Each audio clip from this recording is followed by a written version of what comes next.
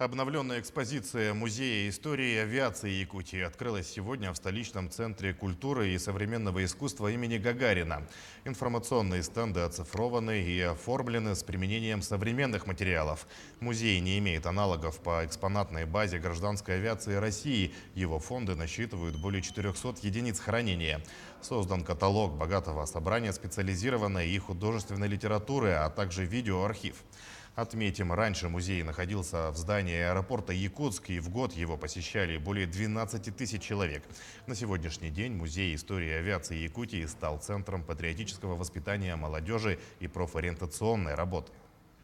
1942 года была организована работа трассы Аляска-Сибирь, где за период перегонки за 4 года было на фронт направлено более 8 тысяч самолетов.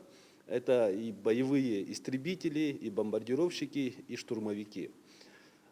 Вклад якутских авиаторов в развитие и становление республики, он неоценим. И на данный момент наши авиаторы вносят свой неоценимый вклад в работу транспортной отрасли в целом.